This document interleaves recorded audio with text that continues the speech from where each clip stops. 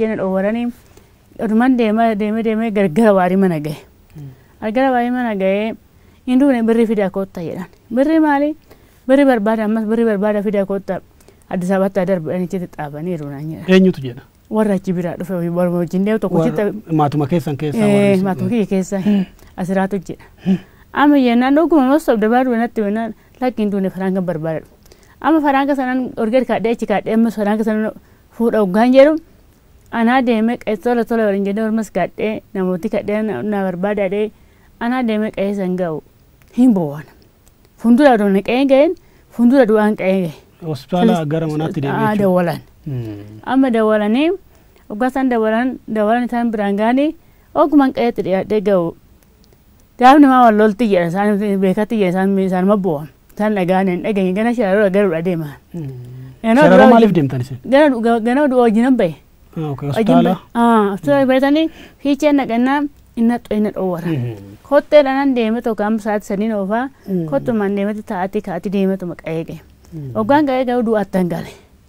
Isaan hospitaala fidanii jiran mana? Ifinne. Waree fidanii sirkii. Oduudhumatu dhufe? Oduu dhufe. Amma akkasumaan du'e. Amma guman argan ijoollee walloodhaan maa ilma kiyya adduu yaanan jedhuun kaadhee galee ilman goggogee akkata kananii addaanii ganaa birri liqeeffadhee birri san liqeeffadhee ma birri barbaadanii arreeffa sun ittiin ba'u dhabamee birri san liqeeffadhee dhaqanii natti ilmaatanii dhaqanii reeffa san achi dhaqanii aduu 26 fiicheedha baasa. 25 naqeet 26 fiicheedha bahe. 26 fiicheedhaan bahee amma sodanii dhufanii waan ittiin awwaalamu qabu amma soorratti funaananii raawwatanii aduu 26 manatti galchanii aduu 27 aniyyeetti dhaantiin awwaalus ta'uu akkaataa sanuu dhabnaan hunduu natti hirmaatee garagara liqeeffatanii aduu 27 awwaalame. Adde Mulu maaliif poolisiin reebe mucaa keessa? Haaluma to'annoo xalaatan qabu hoomaan qabu yaaduu fotoon sun jedhamu duu jeeggatu hooluu jedhama dhee oduu hoomaan jedhee hin arrabsine hoomaan jenne alee hojii eeggatu jaaja. Anu na rukuteen argee ana uumaan agarreen mana rukuteen argee runjaa ijoo hojii eeggachaa jiru hiitatu mala faana dhee ijoollee na qaxaqatee narra deeme.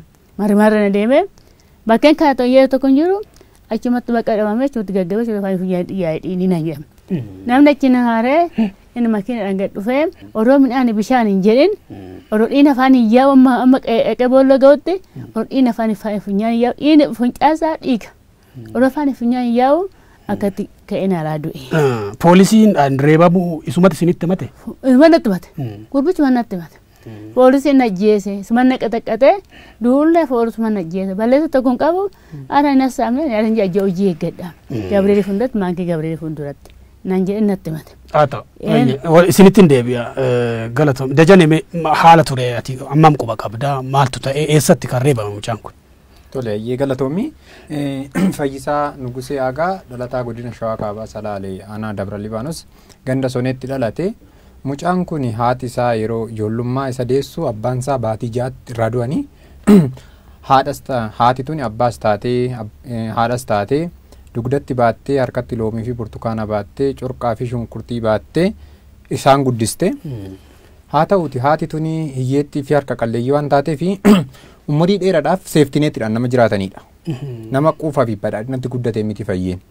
Haa ta'uuti haati tuni gaafa haala kanaan rakkattee isaan guddistu ani immoo sin rakkisu eegaan har'a baradhee barumsi kun sababa dhibee koronatti erga dhaabbate deemeen sitti hojjedha jedhee akka simbirroo harka gara afaanitti jiru harka gara afaanitti haadha isaa tana jiraachisuu fi jedhee otoo gara magaalaa Shararoo deemee hojjetu caamsaa guyyaa 3 ji'a 9 bara 2012 naannoo baankii hojii gamtaa Oromiyaa fuuldura asfaaltirra otoo dhaabbatee hojii eeggachaa jiru poolisiin qaamni mootummaa dhufee mucaa kana achitti lafaan dha'ee reebee dhiiga afaanii funyaan iyyaasee ajjeesni jedhanii biraa deemanii kana qofa doon taane namoota bakka inni kufee ol qabuuf dhaqanillee itti dabalanii reebanii namni akka achi hin kaasne dhorkaa turanii jechuudha. Haa ta'uti sa'aatii dheeraadhaaf erga mucaan kun dhiigni isaa achitti dhangala'ee hanga irraatitti bakka isaatti goggogee biyyee gurraacha fakkaatee dhiigni isaa bakka san jira jechuudha. Ija keenya waan dhaqnee agarreedha. Mucaan kun yeroo dheeraa turee namoonni boodarra kaafamee konkolaataadhaan gara haadhatti geeffama. Haa ta'u mucaan kun miidhaa hamaa fi dararrii cimaa waan irra ga'eef qaamni saalasaa miidhameera rukutameera. Harki isaa nafne, garaan isaa nafne, miilli isaa nafne qaamonni dhala namaatiif uumaman hundi isaa tumamaniiru jechuudha. Miidhamaniiru jechuudha. Erga kana ta'ee booda mucaan kana haati tun harka qalleeyyii waan taateef gara namoota aadaadhaan namoota yaalan yoo qaamni isaa miidhame deddeebisuu danda'anii fi mana yaalaa naannoo Gumbichu jedhamu kilinika Gumbichu jedhamutti geessanii yaalaa turaniiru. Haa ta'uti mucaan kun otoo midhaanii fi bishaan hin qabmasin otoo bulluqatti hin qabin nyaata dadhabee fincaa'uu dadhabee qaamni saalasaa miidhame akkasuma otoo bishaan jedhu otoo gubatu otoo boo'u mucaan kun dhumarra birrii liqeeffatanii kaanis uummanni itti hirmaatee gargaaree gara gaafa caamsaa guyyaa 25 ji'a 9 bara 2012 gara kilinika yookiin hospitaala Shararootti fidan. Hospitaala Shararootti gaafa fidan hospitaala Shararoo humna keenya olii jedhee riifaarii gara hospitaala waliigala Fiicheetti barreessa. Gara hospitaala waliigala Fiicheetti gaafa barreessu hospitaalli waliigala Fiichee immoo laalee mucaan qaamni isaa bakki tokko hin jiru jedhee raajii kaasee hunda isaa erga adda baaseen booda humna keenya olii yoo lubbuun isaa kanafu ta'e dhiiga hin qabu jedheet noobileed jedhanii irra barreessanii miidhaa qaama hundarra sagee harka isaarra miila isaarra garaa isaarra kalee isaarra onnee isaarra hunda ga'e otoo mucaan dhiiga tufu otoo dhiiga ol deebisu funyaanni fafaan otoo hanga gaafa lubbuun keessa baatotoo hin dhaabbatiin riifariidha jedhanii gara hospitaala Finfinneetti barreessan. Battaluma kana otoo iyyuu hospitaala riifar jedhee chaappaayyuu waraqaa adii irratti rukutin mucaa lubbuun bahee jechuudha. Tole maaliif reeban poolisoonni Dajane? Ragaan ani qabatamaadhaa fi namaanis qabu yoo jiraate badii tokko hin qabu. Mucaan kun nama siyaasaa miti baay'ee. Wanni Oromoonis uummata biyya kanaatti barbaadu mucaan kun mucaa ganna 20ti, mucaa barataa kutaa 6ti, mucaa abjuun isaa doktoriin ta'ee biyya kanatti uummata dhibame fayyisa jedheellee abjootudha malee nama biyya kanan diiga biyya kanan balleessa jedhuu miti. Nama siyaasaa miti wanni beekuu qabdanii. Haa ta'uti Oromoo ta'ee uumamuu isaatii fi Oromoo ta'ee biyya lafaa kanarra jiraachuun isaa yakka ta'ee ajjeeffame malee yeroon itti barataan itti ajjeeffamu ammas miti. Barataas ajjeesuu yakka. Yoo yakka qabaata ta'e immoo seerri qabee qaamni nageenyaa qabee mana murtiitti dhiyeessee seera qabdi biyyi tokko seera biyyaatiin gaafatanii yakkamaa yoo ta'ee fi shakkamaa yoo ta'e adda ba'ee qoratamee yoo yakka hin qabaanne bilisa baay'ee yoo akka qabaate garuu seeraan itti deemamuu hin danda'amu. Yakki inni qabu hin jiru. Nama walitti bu'ee hin qabu kanaadha. Yakeresa mogori keba aletti gale mogori keba aletti gale kan darbes garaa qabna kan nufoos quba qabna suutuma jennee dubbanna malee maaloo. Adde Mulu maaliin jiraattu amma? Homan qabanii suutu natti funanaan bakka. Isumaan jiraachaa turtan? Isumaan jiraadha wanta kan qabu achii turan qabna sayinan xaaraa ammayyuu maqaa sanatti funatoo gala. Haram kan erga akka tun ergisaa gandaa tan erga fedhe tun ergisaa gandaati. Kanacha wanta kittiin qabu ndaaqoo tokko qabu horaa tokko qabu ani ama biyya na nyaatti bineensota nyaatti malee wanta qoota tokko waan qabu. Hangafa jechuun mucaa. Hangafa kiyya. Hangafa. Isinuma barsiisaa ture? Anuma barsiisa. Abbaan qabu homaan qabu anuma barsiisa. Nama barsiisa.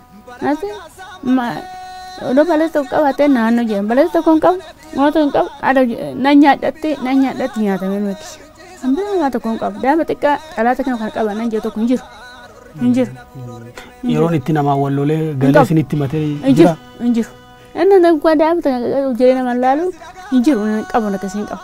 Hin qabu daa'ima xiqqaa wallolee hin qabu. Inni waan dubbata inni akkasii hin jiru. Esbi molla anna beeku katama bulan ta'an beeku hin jiru. Hin qabu akkasii. Aaduma nuti maajjeesan malee wanta ittiin qabu. Haala xaxaaree guddisaadha ankarnaatti cufuun qabu, ankarnaa banuu qabu, ankarnaa cufuun qabu. Waan qabu waaqa tokkicha malee waan qabu damee kiyya waaqayyoon damee kiyya mangistinaa barbaada. Damee daa'ima kiyya dhiiga daa'ima kiyya mangistinaa haala. Wanta kan qabu. Daa'ima hurroodha wanta kittaan qabu no isaan kan haala ta'ee abbaa ta'e guddisaa namni lafa hin qabu namni qaqqaarsa tokko qabaata ani hin qabu ergan guddifadhee hayyiyyee nu gaaddisiyyee. Gaaddisa kiyya jedhee odoon jedhu dooftorii ta'e totii dabarsa naan jedha. Rogas jedhu ofiif biyyee qabadhaa takka ta'e. Daawwattoota Oromiyaa Miidiyaa Neetwoork kan daawwataatii jirtan marii maatii miidhamtoota nama miidhamee irratti dubbisaa jirru marii keenya haala yerooti. Maatii mucaa kanaa deeggaruudhaaf maqaa haadha isaa Aadde Muluu Adaraa Bashaatiin baankii hojii gamtaa Oromiyaatti herregi dabtarri herregaa banamee jira. 1-0-4-66-98 49-19 Aadde Muluu Adaraa Bashaa jettanii deeggaruu dandeessu. Lakkoofsa kana iskiriinii irratti barreessinee jirra. Kana gargaaruu dandeessu. Warri biyya alaa jirtan immoo goofandiin banameeti jira. Sanarrattis deeggarsa maatii kana gochuu fi dandeessu. ajjechaan akkanaa bakkee garaagaraatti mul'ataati jira. Ka'umsi isaa maal sitti fakkaata akka dargaggeessa tokkootti? Ani akka lammii biyya kanaattis ta'e akka saba dhalataa Oromoo tokkootitti sirna jiinoosaayidii kan gaggeeffamaa jiru. Kana gaafan siin jedhu Oromoon biyya kanaan ala biyya biraan qabu. Uummanni biyya kanatti dhalate biyyuma kana qaba. Kanaafiyyuu biyya kanarra jiraachuun biyya kanatti dhalachuun keessattuu yeroo itti Oromoo taate ani Oromoodha jettee of waamuun itti yakka ta'e itti ajjeeffame keessa jirra. Yeroo itti haati Oromoo gadaamessi ishee ilmi ishee jala ajjeeffame intalli ishee isa fuulduratti gudeeddamte yaa Rabbi ilmoo dhalaanaan kennin jettee yeroo itti gadaamessa ofiirra abaarturra geesserti jechuudha. Kana kan baay'ee nama gaddisiisu kanarraa kan hafe Oromoo yakka hin qabu. Yakkamaadhayyuu sirna gadaa keessatti qulqulleessee gumaa baasisee harka baasisee biyya isaa keessatti gosa isaa keessatti jiraachisaa jiru malee Oromoon du'uu fi ajjeesuun irra du'uu fi ajjeefamuun irra hin jiraatu ture. Seenaa nama gaddisiisuudha seenaan Fayyisaa irratti ta'e. Haadha seeftineetiidhaan jiraattu haadha hiyyeetti haadha carqii gaddaa ittiin ormarraa ergisaatiin fooxaa ergisaatiin har'a haaduu yookiin milaachi ittiin rifeensa gadda ilma ishee ittiin ofirra haaddattu dhabdee har'a iddoo kana jirti jechuudha. Kanaaf Oromoo hundi kan beekuu qabu biyya kanatti uummanni biyya kanaa sabaaf sablammii biyya kanaa kan nu beekuu qabu sabni Oromoo yeroo itti bahuu fi galuu dadhabe keessa jirra waan ta'eef kuni nu gaddisiisa. Haadha Oromoo abbaan Oromoo bahee galuu rakkisaa ta'ee jira waan ta'eef ani gama kiyyaan gadda guddaa sanatti dhaga. Dhugaa dubbachuudhaaf Fayyisaa ajjeesuu miti utoo yakka hojjete seermattuu hin dhiyeessan hin jedhu hin beeku uummanni magaalaa Shararu uummanni Salaalee hundatu beeka waan ta'eef mucaa qaxalee mucaa boru dooktoran ta'a jedhu abjuusaa mootummaan du'aan dachee irraa galaafate jechuudha. Galatooma adde Mulu mootummaadhaaf maal dhaamtu mees? Mootummaa damee dhiiga daa'ima kiyyaa haruu naa barbaadu jedha. Dhiiga daa'ima kiyyaa naa barbaadu ani homaan qabu dhiiga daa'ima kiyyaa haruu jedha. Isaan barbaada. Ijoollee meeqa qabdu amma ijoolleen keessan umurii isaanii meeqa? Amma lama jira. Lamaan qabama. Tokko waggaa 14 tokko immoo waggaa 10. Lamaan qabama. Eenyutu isin jiraachisa amma kana booda abdiin keessan maal? Oomaan qabu waaqa tokkicha malee ofumaan isaan na jiraachisa ammoo waan tokko karra na cuun qabu waan qabu waan tokko hin qabu waan tokko hin jiru. Haati beddelamte nama hin qabu. Hin jiroomtu.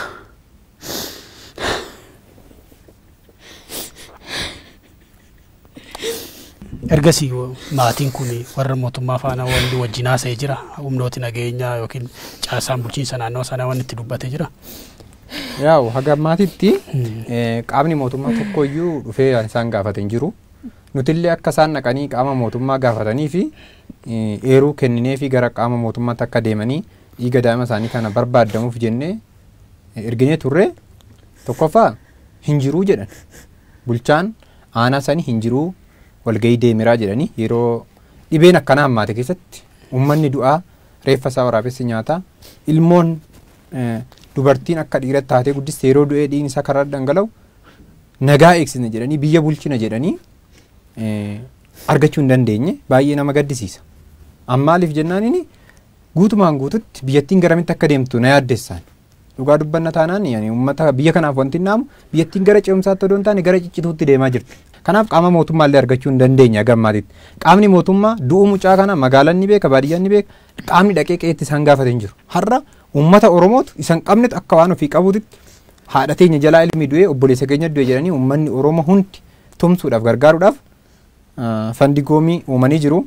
Ankaawuntiin banamee fi ankaawuntii irratti gargaaraa jiru uummanni Oromoo waan ta'eef ani tokkoffaa dhaamsiin akka waliigalaatti immoo dabarsuu barbaadu biyya kana keessatti sabni Oromoo hin bilisoome don taane moodarni garboome jedheen ilaala akka kootiitti maaliif sirnoota darban keessatti haala kanaan barataan Oromoo ajjeefame hin beeku barataa kutaa jaati barataan ajjeefame kun nama gaddisiisa inni kabira dhumarratti maal inni dhaamsii koo akka waliigalaatti dubbachuu barbaadu uummanni Oromoo ormaayyuu hin jiraachise malee of jiraachisuu hin dadhabne kanaaf haadha Fayyisaa bira namoonni dhaabbattan namoonni gargaartan biyya keessa biyya alaa Ameerikaa fi Awurooppaa Eeshiyaa Afrikaa biyyoota garaagaraa keessa teessanii namoonni bilbiluudhaan gadda isaanii kana qooddatanii jajjabeessitanii fi gargaarsa halkanii guyyaa gootan ani tokko lama jedhee maqaa keessan dhahee fixuus hin danda'u dhahuus hin barbaadu haalli yeroo murteessaa miti waan ta'eef maqaa keessan galmeen seenaa Oromoo haa dha'u maqaa keessan galmeen seenaa Oromootiin barreeffame haa taa'u jechuun barbaada jechuudha namoota gargaaraniif namoota deeggaruu barbaadan.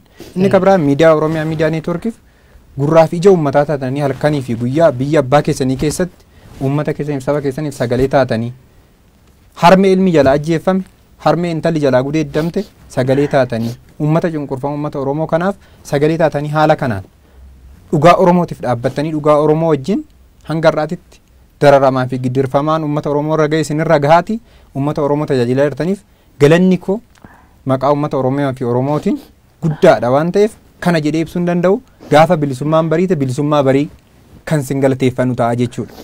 Akka galaatitti inni kabiraatti dabaluu barbaadu namoonni Oromoon bilisoomeera jettanii Oromoo sobdan Oromoo sossobdanii isiniif garbummaan hin xiqqaataan jedhaan. Inni kabiraa namoonni biyya kana keessatti siidaa bilisummaa ijaaruuf qabsooftanii siidaa garbummaa jalatti akka hin jilbeeffanne jechuu ni barbaada.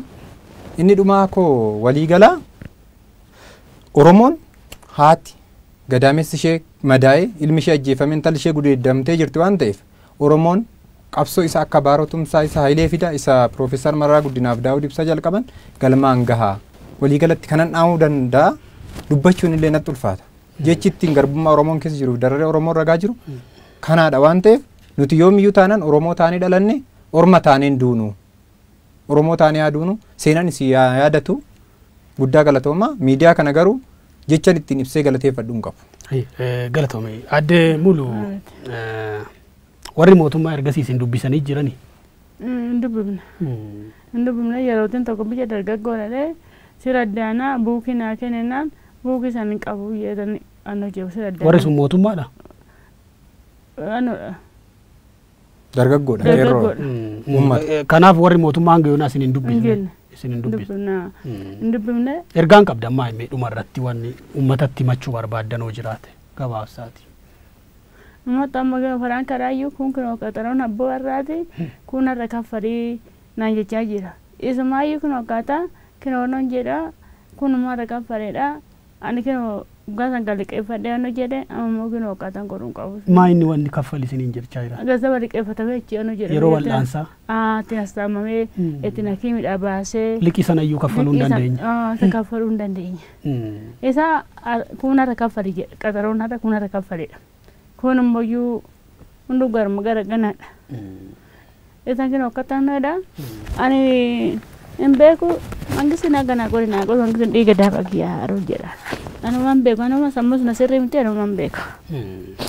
Waaqayyo sinaa jajjabeessu adde muluu adaraa daawwattoota Oromiyaa Miidiyaa Neetwoork maatii mucaa wareegame kana keessumaa adde muluu adaraa ijoollee lama ijoollee hin geenye ka umurii 14 isaa gadi lama wajjin jiranii hojjetatanii of jiraachisuu hin danda'anii lakkoofsi baankii hojii gamtaa Oromiyaatti herreegi banamee jiraachitti gargaaruu dandeessu buukiin kun kan isaaniiti maqaa isaaniitiin adde muluu adaraa'edha lakkoofsi isaa iskiriinii jalatti isinii barreessinee jirru kanadha warri biyya keessaa isaan gargaaruu dandeessanii ala warri jirtan immoo karaa goofandimii gargaaruu dandeessu isiniin jenna kan hanga yoonaa daawwataa turtan maatii Fayyee yookiin Gaaddisaa Nugusee fi waahilasaa haadhasaa fi waahilasaa wajjin kan gochaa turredha isaan rabbi jajjabeessu isinillee waan dandeessaniin akka tumsitan asuma waamicha gochuu barbaannaa qophii kana keessummeessuudhaan kan isin waliin ture ana Abrahaam Birruuti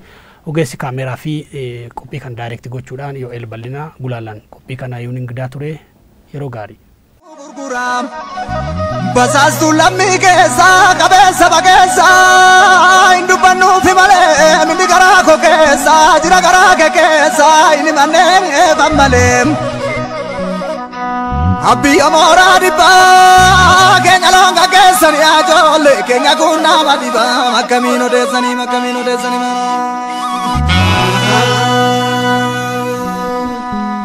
akka jettuun nama qarree kootu saniini mootuun illee tolee yoo amte jedhiini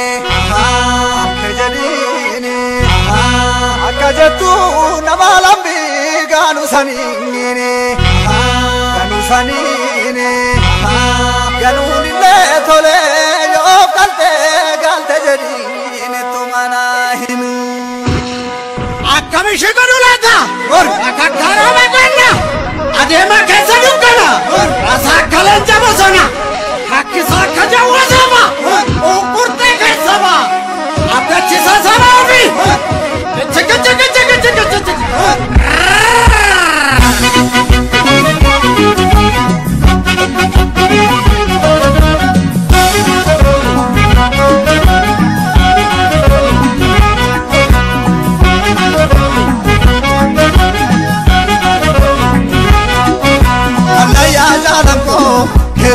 Kisa kerensi ya hayu oromo aganu kanu jabesi urre agadidu oso masi el masiri tendidu anaya darako kisa kerensi ya hayu oromo aganu kanu jabesi urre agadidu oso masi el masiri tendidu biya shamba nabe agarte uru tawatale magari tadasa Oromo kotota salale, Oromo nabida, yoga weda be ulenti jehida. Mangino betole, ya uri garajilalo, wajinya nedune, teranama walgana malo, hanganu rakane, lolalkani miti kuya manjal kamne.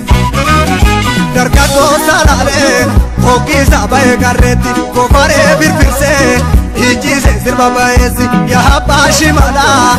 Henyo tuzi tuketo mana sagala Uluti takupa Ulate abiya garmama Unejo galpane Kenya dina tunusama Ufe mama nafa Walirra nefilu nubawa gamlafa